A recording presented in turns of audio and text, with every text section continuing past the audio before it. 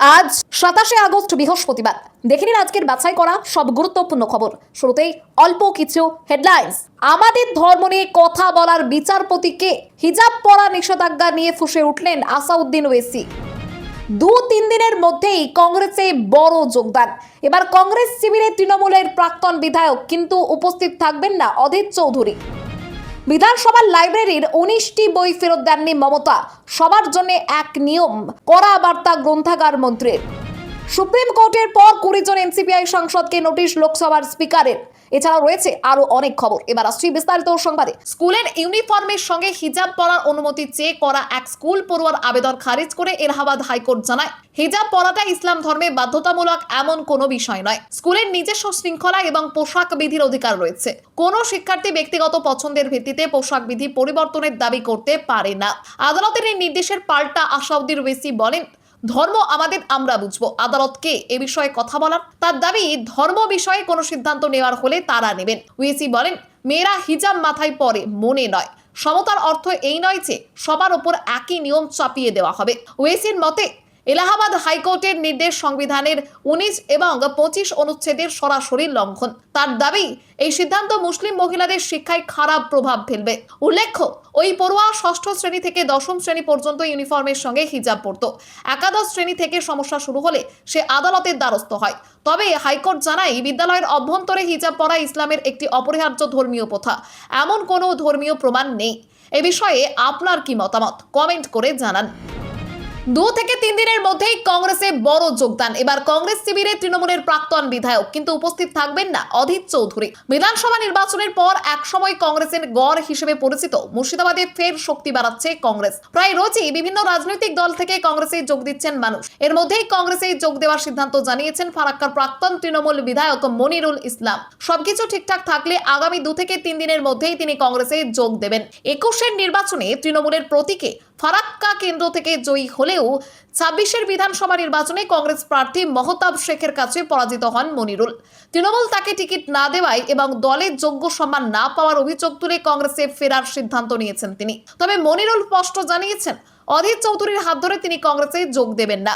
কলকাতা অথবা দিল্লিতে রাজ্য বা জাতীয় স্তরের কোনো নেতার হাত ধরে কংগ্রেসের পতাকা গ্রহণ করবেন। এই প্রসঙ্গে অধীর চৌধুরী বলেন, উনি বম্বে, দিল্লি, নিউ ইয়র্ক যেখানে খুশি যেতে পারেন, কংগ্রেসে আসবেন এই বিষয়ে আমার কি বলার রয়েছে। বিধানসভার লাইব্রেরির 19টি বই ফেরত দেননি মমতা। সবার জন্য নিয়ম এক, কড়া বার্তা গ্রন্থাগার মন্ত্রী। মমতা বন্দ্যোপাধ্যায়ের বিরুদ্ধে বিধানসভার 19টি বই ফেরত না দেওয়ার অভিযোগ তুলেছেন রাজ্যের গ্রন্থাগার মন্ত্রী গৌরীশঙ্কর ঘোষ। তিনি বলেন, আইন অনুযায়ী পদক্ষেপ করা হবে, সবার জন্য নিয়ম এক। তার দাবি, একজন সাধারণ মানুষ বই ফেরত না দিলে যে শাস্তির মুখে পড়বেন, মমতা বন্দ্যোপাধ্যায়কেও সেই একই শাস্তির মুখোমুখি হতে হবে। নিয়ম হলো বই নিন, পড়ুন এবং ফেরত দিন। গৌরীশঙ্কর ঘোষ বলেন, বর্তমান মুখ্যমন্ত্রী শুভেন্দু অধিকারী এমন একটি নতুন বাংলা গড়তে চান যেখানে আইনের চোখে প্রত্যেক মানুষ সমান এবং কোনো বৈষম্য থাকবে না। মমতা বন্দ্যোপাধ্যায়ের লেখা বই সরকারি গ্রন্থাগারে রাখা হবে কিনা এই প্রশ্নে তিনি বলেন, এপাং ওপাং ঝপাং বা সিদ্দিকুল্লাহ চৌধুরীর কোনো অপ্রয়োজনীয় বই সরকারি গ্রন্থাগারে রাখা হবে না, বরং দেশপ্রেম, জাতীয় সংহতি এবং তরুণ প্রজন্মের মেধার বিকাশে সাহায্য করবে এমন বই রাখা হবে। শ্যামাপ্রসাদ মুখোপাধ্যায়ের লেখা এবং তাকে নিয়ে লেখা বই গ্রন্থাগারে অবশ্যই থাকবে বলে জানান মন্ত্রী। সুপ্রিম কোর্টের পর 20 জন এনসিপিআই সাংসদকে নোটিশ লোকসভার স্পিকারের। সুপ্রিম কোর্টের পর এবার 20 জন এনসিপিআই সাংসদকে নোটিশ ধরালেন লোকসভার স্পিকার ওম বিড়লা। তৃণমূলের সর্বভারতীয় সাধারণ সম্পাদক অভিষেক বন্দ্যোপাধ্যায়ের আবেদনের ভিত্তিতে এই পদক্ষেপ। তৃণমূলের তরফে নোটিশের চিঠির কপি প্রকাশ করা হয়েছে। মঙ্গলবার সুপ্রিম কোর্টে শুনানির দিনই 20 জন সাংসদের কাছে নোটিশ পাঠানো হয়। 20 জন এনসিপিআই সাংসদকে 7 দিনের ডেডলাইন দিয়েছেন স্পিকার। দলত্যাগ বিরোধী আইন মোতাবেক তাদের সদস্যপদ খারিজ করা হবে। অভিষেক বন্দ্যোপাধ্যায়ের এই আবেদনের পরিপ্রেক্ষিতে 7 দিনের মধ্যে তাদের আলাদা আলাদাভাবে অবস্থান জানাতে বলা হয়েছে। মঙ্গলবার সলিসিটর জেনারেল তুষার মেহতা প্রধান বিচারপতির এজলাসে জানান, স্পিকার অফিস থেকে তাকে জানানো হয়েছে অভিষেক বন্দ্যোপাধ্যায়ের আবেদনের ভিত্তিতে নোটিশ ইস্যু করা হয়েছে। তবে পরে তৃণমূলের সংসদীয় দলের তরফে বলা হয়, এরকম কোনো নোটিশের কথা তারা জানেন না। বিকেল পর্যন্ত এনসিপিআই সাংসদদের তরফেও সদর্থক কোনো প্রতিক্রিয়া পাওয়া যায়নি। বুধবার তৃণমূল নোটিশের কপি প্রকাশ করে জানায়, 25শে আগস্টই 20 জন সাংসদের কাছে চিঠি গিয়েছে এবং 7 দিনের মধ্যে জবাব তলব করা হয়েছে। ফুটপাত দখল বাংলার ফ্যাশন। লোকে এখন অ্যাডজাস্ট করছে।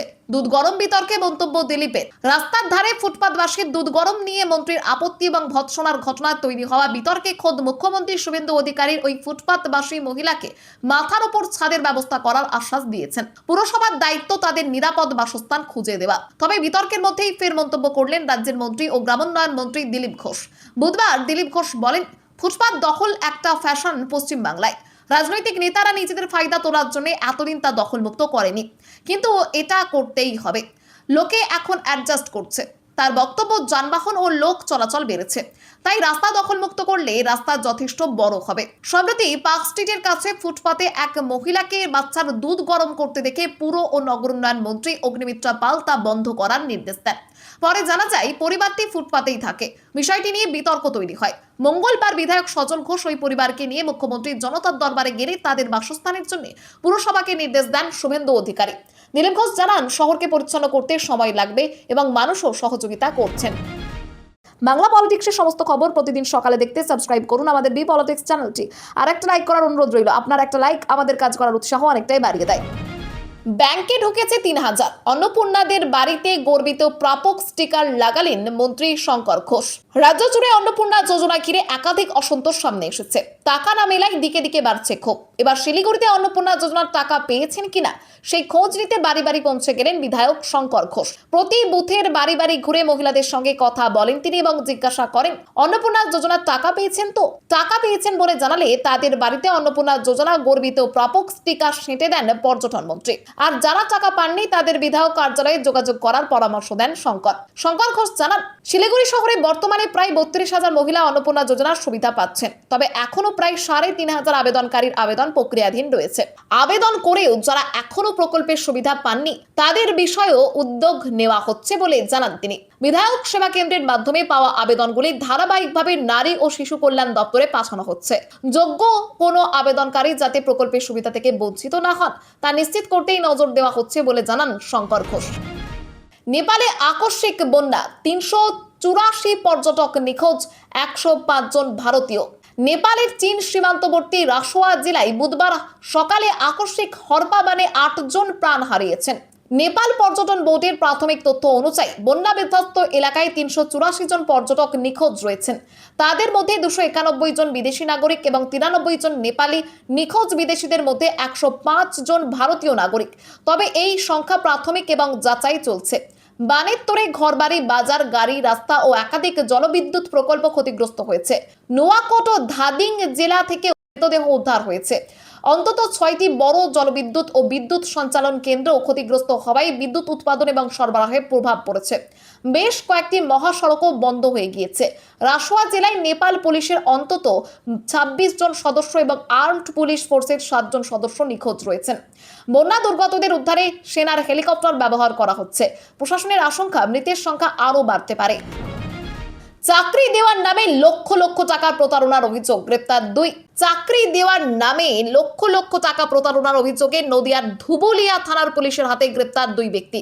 অভিযোগ, কলকাতায় অফিস খুলে সিকিউরিটি গার্ড, মেট্রো রেল সহ বিভিন্ন ক্ষেত্রে চাকরি পাইয়ে দেওয়ার প্রতিশ্রুতি দিয়ে একাধিক ব্যক্তির কাছ থেকে বিপুল পরিমাণ টাকা নেওয়া হয়েছিল। পুলিশ সূত্রে খবর, ধৃতদের মধ্যে রয়েছেন নাকাশিপাড়া থানার হরিদ্রা প্রতার গ্রামের বাসিন্দা ফকির শেখ এবং সুখসাগর গ্রামের বাসিন্দা ওমর আলী মল্লিক। তদন্তে পুলিশের হাতে প্রতারণার মাধ্যমে বেশ কয়েক লক্ষ টাকা এবং ধৃতদের ব্যাংক অ্যাকাউন্টে জমা পড়া টাকার তথ্য উঠে এসেছে। মঙ্গলবার গভীর রাতে ধুবুলিয়া এবং নাকাশিপাড়া থানার পুলিশের যৌথ অভিযান চালিয়ে দুজনকে গ্রেপ্তার করে। পুলিশের দাবি, জিজ্ঞাসাবাদে ধৃতরা নিজেদের বিরুদ্ধে ওঠা অভিযোগ স্বীকার করেছে। ধৃতদের কৃষ্ণনগর দায়রা আদালতে পেশ করা হবে। তদন্ত এগিয়ে নিয়ে যেতে পুলিশ তাদের হেফাজতে নিয়ে জিজ্ঞাসাবাদের জন্য পুলিশ রিমান্ডের আবেদন জানাবে। প্রতারণা চক্রের সঙ্গে আরও কেউ জড়িত রয়েছে কিনা, টাকা লেনদেনের পুরো চক্র এবং কলকাতায় খোলা কথিত অফিসের ভূমিকা নিয়েও খতিয়ে দেখছে পুলিশ। ঘুষের টাকা ৭ ভাগ হবে, গঙ্গা জল হাতে শপথ উত্তরপ্রদেশের কাউন্সিলরদের। ভিডিও ভাইরাল হতেই তদন্তের নির্দেশ। উত্তরপ্রদেশের শাহজাহানপুর পুরসভার একদল কাউন্সিলরের বিরুদ্ধে ঘুষের টাকা নিজেদের মধ্যে সমান ভাগ করে নেওয়ার অভিযোগ উঠেছে।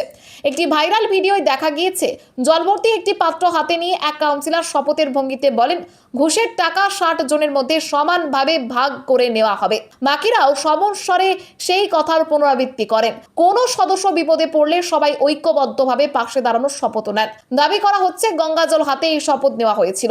ভিডিও প্রকাশ্যে আসতেই শাহজাহানপুরের কাউন্সিলরদের বিরুদ্ধে দুর্নীতির অভিযোগ ওঠে। গত কয়েক বছরে এক কাউন্সিলরের সম্পদ বৃদ্ধি নিয়েও প্রশ্ন উঠেছে। মঙ্গলবার পুর পৌরসভা কর্তৃপক্ষ ঘটনাটির তদন্তের নির্দেশ দিয়েছেন। শাহজাহানপুর পুরসভার কমিশনার সৌম্য গুরু রানী জানান, ভিডিওটি সম্ভবত 2025 সালের নভেম্বরে রেকর্ড করা হয়েছিল। তার কথাই তদন্তের ফলাফলের ভিত্তিতে পরবর্তী পদক্ষেপ করা হবে। ভিডিওটি সমাজ মাধ্যমে ছড়িয়ে পড়ায় নাগরিকদের মধ্যে বিস্ময় এবং বিতর্ক তৈরি হয়েছে।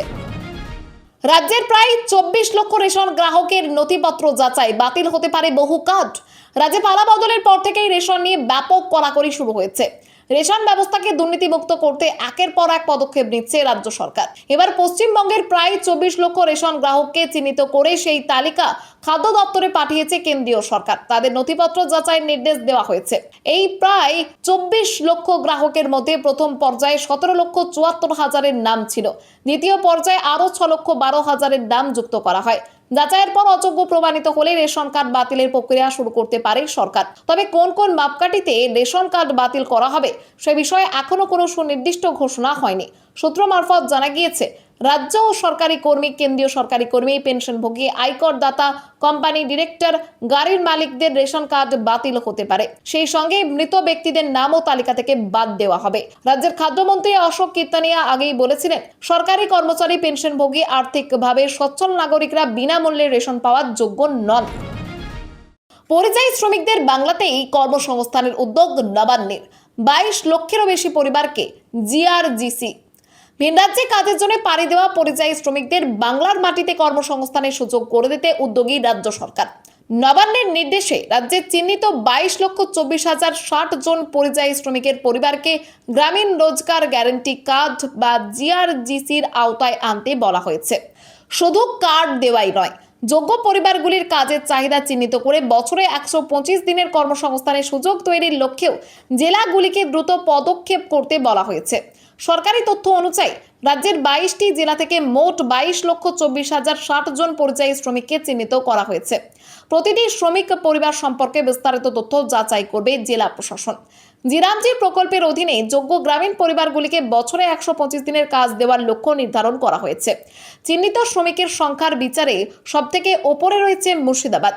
এই জেলায় 3,86,191 জন পরিযায়ী শ্রমিক রয়েছে। দ্বিতীয় স্থানে রয়েছে মালদা, সেখানে 2,86,329 জন শ্রমিক রয়েছে। পরিযায়ী শ্রমিকদের জন্য রাজ্যের মধ্যে কাজের সুযোগ বাড়িয়ে ভিন রাজ্যের নির্ভরতা কমানোই এই উদ্যোগের মূল লক্ষ্য। খবর আজকের মতো এখানেই শেষ। আবার আসছি আগামীকাল সকালে।